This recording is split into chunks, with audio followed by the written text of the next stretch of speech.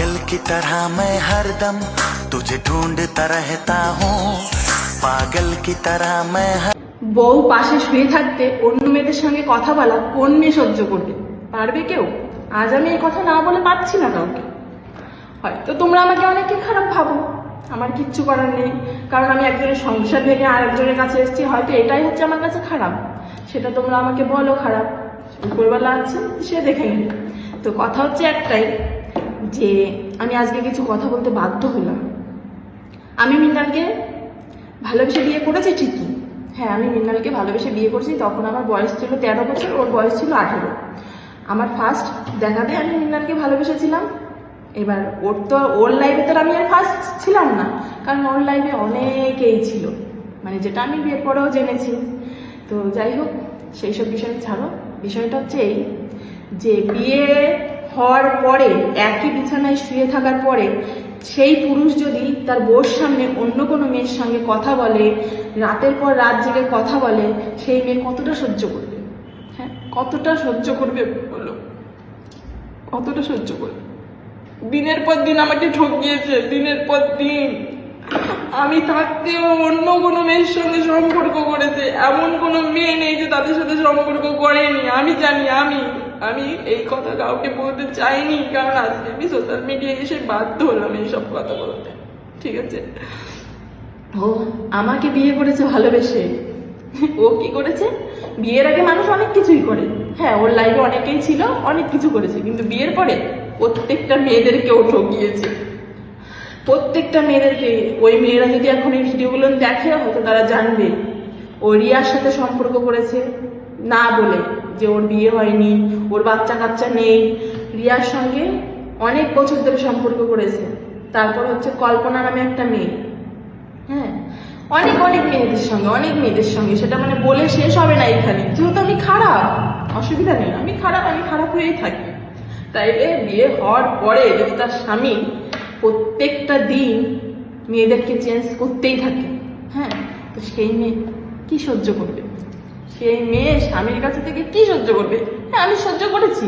হয়তো এখন অনেকেই বলবে যে এতগুলো বছর তাহলে কি করে কাটালে? আমার শাশুড়ি মা ছিল, সে সবসময় বলতো, বৌমা তুমি ধৈর্য নাও, সহ্য করে থাকো, একদিন দেখবে সব ঠিক হয়ে যাবে। সেই মানুষটার কথা ভেবে আমি সব সহ্য করেছি। যখন আমার মেয়ে পেটে আসে, 16 সালে আমার মেয়ে পেটে আসে, 17তে হয়। তো যাই হোক, সেই 16 সালে দাঁড়িয়ে কথা বলছি, যখন মেয়ে পেটে আসে তখন রিয়া নামে একটা মেয়ের সাথেও সম্পর্ক হলো। সেই মেয়েটাকে এত ভালোবেসেছে যে তাকে নিয়ে চলে যাওয়ার সিদ্ধান্ত করে চলেও গেছিল একদিন বাড়ি থেকে। তার সব আইডি প্রুফ নিয়ে বাড়ি থেকে চলেও গেছিল। তারপরে কি, সেই মেয়ের মা বাবা ওর নামে কেস করে দিয়েছিল, কিডন্যাপিং কেস। সেই কেসের জন্য ও জেলে গেছিল, ওকে জেলে যেতে হয়েছিল। তো সেখান থেকে ছাড়িয়ে নিয়ে এসেছিলাম আমি ছাড়িয়ে নিয়ে এসেছিলাম, কারণ আমি ওকে ভালোবাসতাম।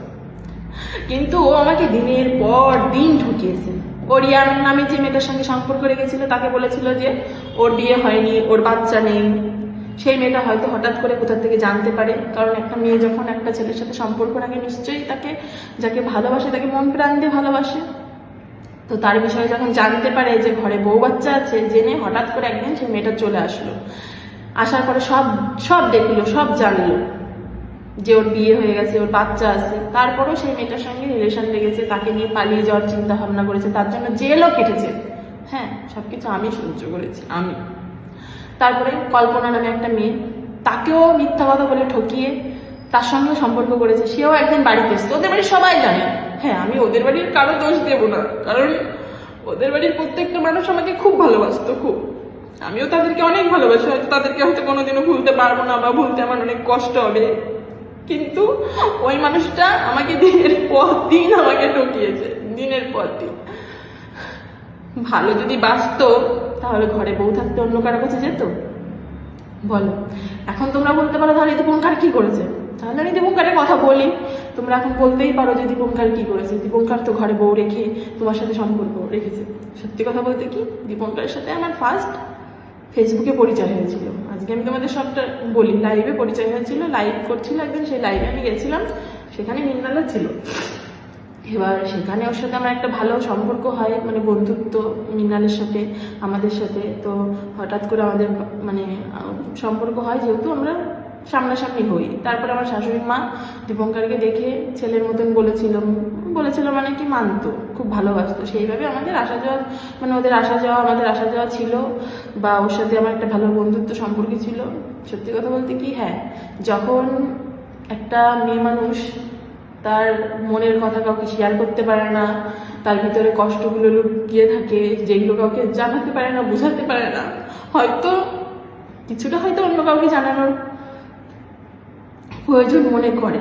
তো যাই হোক, দীপঙ্করের সাথে আমার একটা ভালো সম্পর্ক ছিল, বন্ধুত্ব, সেটা আস্তে আস্তে, হ্যাঁ, ও আমাকে ভালো লাগে, আমিও ওকে ভালো লাগাই।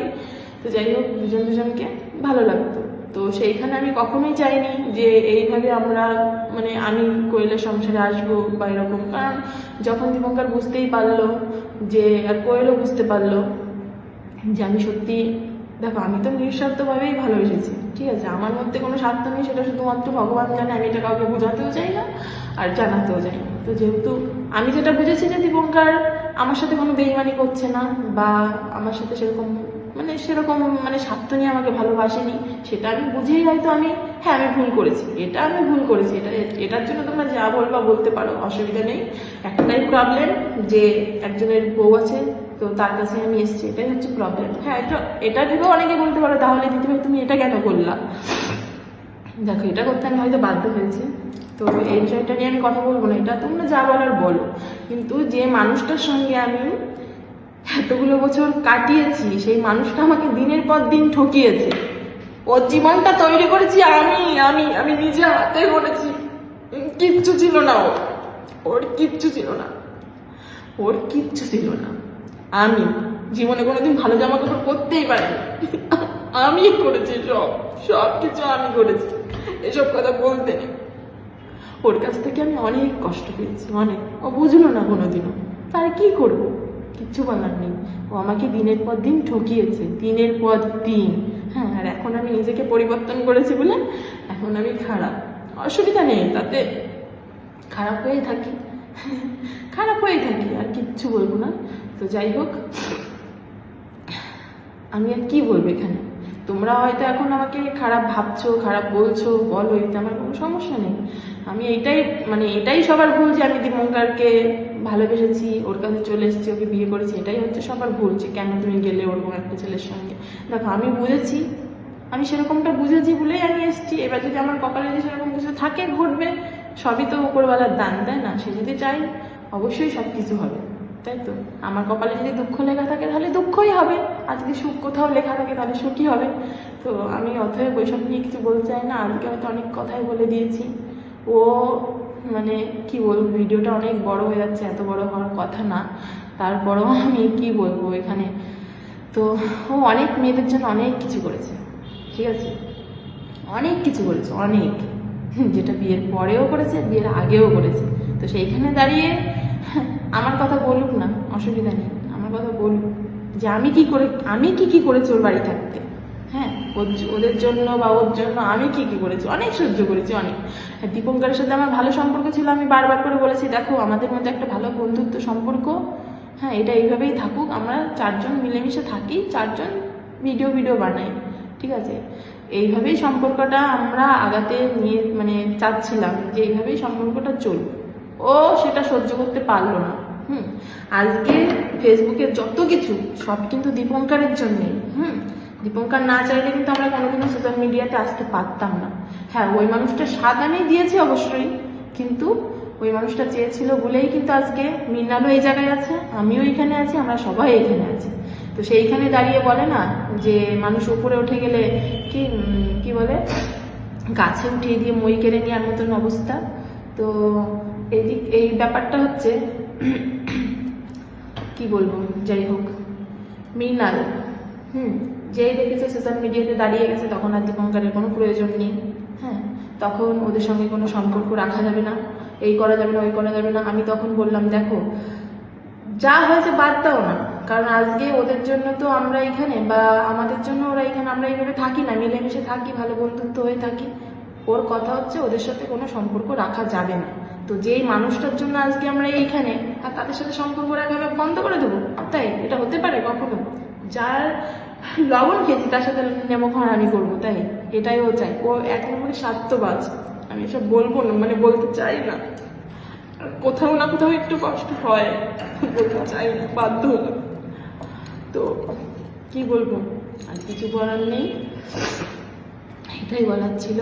পারলে ক্ষমা করে দিও। হয়তো ছিল একটা সময় স্বামী, এইভাবে তার নামে বলাটা ঠিক না। আর কি বলবো, বাকিটা তোমরা বুঝিনি। এরপরও যদি তোমাদের মনে হয় আমি খারাপ করেছি, অবশ্যই আমি খারাপ করেছি, সেটা তোমাদের কাছে। তো নেক্সট ভিডিও আমি অবশ্যই তোমাদেরকে আমি শেয়ার করব। হ্যাঁ, অবশ্যই তোমাদেরকে শেয়ার করবো। পারলে আমাকে ক্ষমা করে দিও, জানি না আমি কি কি বলেছি। আর কিচ্ছু বলার নেই। তো বন্ধুরা, তোমরা সুমির কথাগুলো শুনলে তো? কি বুঝলে? মৃণালকে ঠকিয়েছে, আর ও এখন কি করছে? মৃণালকে ঠকাচ্ছে না, তাই পাল্টা প্রতিবাদ করছে। এইভাবে এটাকে প্রতিবাদ বলে না নোংরামো বলে? তুই কি করছিস? হ্যাঁ, তুইও তো নিজের বর থাকতে অন্য একজনের সঙ্গে সম্পর্ক করে এসেছিস। এতদিন ধরে আমরা বুঝতে পারিনি? আমরা সব বুঝেছি। আর এতদিন এসব কথা মনে ছিল না, এসব ভুলেছিলে, লুকিয়ে রেখেছিলে, তাই না? এখন যেই মৃণাল অন্য মেয়েদের সঙ্গে ঘোরাঘুরি করছে, ভিডিও করছে, তোমার জ্বলন হচ্ছে, ফাটছে, লুচির মতন ফুলছো, তার জন্য এইসব কথাগুলো এখন বলছো, তাই না? না, একামও বানানো পেয়েছো।